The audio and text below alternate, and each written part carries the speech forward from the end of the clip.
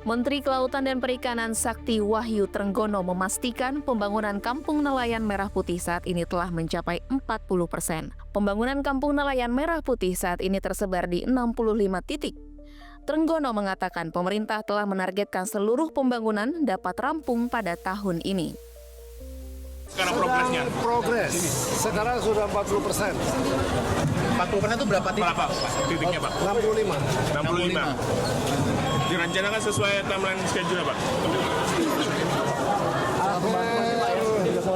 Akhir Desember mudah-mudahan sudah bisa selesai. Akhir Desember berarti 100% atau berapa, Pak? Iya, 100% dong. Target tersebut merupakan bagian dari rencana pembangunan 100 kampung nelayan di seluruh Indonesia pada tahun yang sama, di mana tahap pertama pembangunan mencakup 65 lokasi sesuai keputusan Menteri Kelautan dan Perikanan, sementara 35 lokasi lainnya masih dalam proses pengusulan untuk tahap kedua.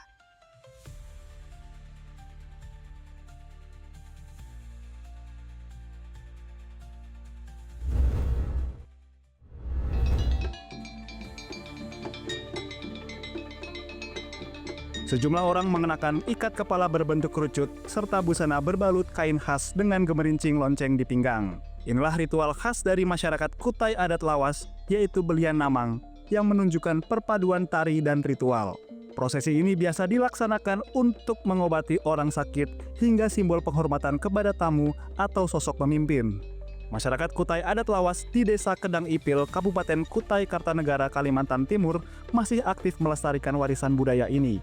Bagi masyarakat adat, belian namang diyakini sebagai cara komunikasi serta perantara manusia di dunia dan roh leluhur. Pada malam-malam tertentu, ritual ini dilaksanakan selama 1 malam penuh. Belian itu merupakan gambaran perjalanan kita menuju suatu tempat untuk mengabari orang-orang yang di dunia atau di dimensi lain. Karena orang-orang di dimensi lain itu tidak bisa dia memakai bahasa kita, harus pakai bahasa roh atau bahasa dewa atau bahasa langit. Kita menyampaikan baru dia mengerti. Artinya itu baru mereka memandang bahwa kita tuh ada sopan santun dengan mereka, atau tata cara kita berbicara pakai mantra-mantra yang pakai bahasa dewa langit itu. Harus ada action plan bagaimana praktek baik untuk melestarikan belian namang ini agar belian namang ini tidak punah.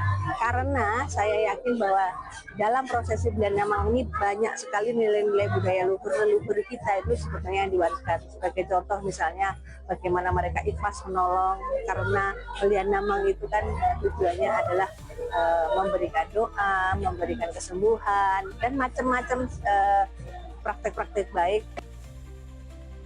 Keunikan tradisi yang terus dirawat oleh komunitas adat membuatnya menjadi warisan budaya tak benda Indonesia dari Kalimantan Timur. Saat ini belian namang tidak hanya eksis sebagai ritual, tetapi juga bentuk kesenian dan daya tarik wisata.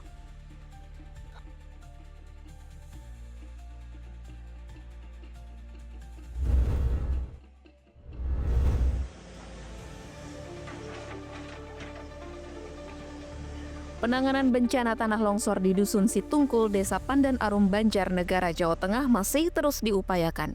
Pemerintah daerah mulai menyiapkan proses relokasi bagi warga yang rumahnya tertimbun maupun rusak berat.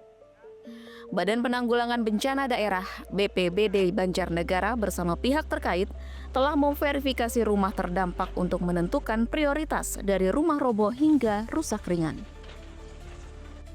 Pemerintah daerah juga berkoordinasi dengan ahli geologi untuk menilai kelayakan lokasi asal warga.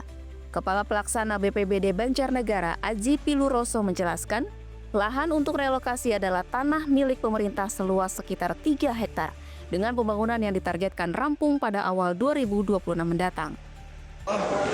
Minggu Sabtu depan kami berupaya bersama tim pekerjaan itu sudah dibuat contoh rumah domus istilahnya, yaitu ada rumah untaranya, untapnya.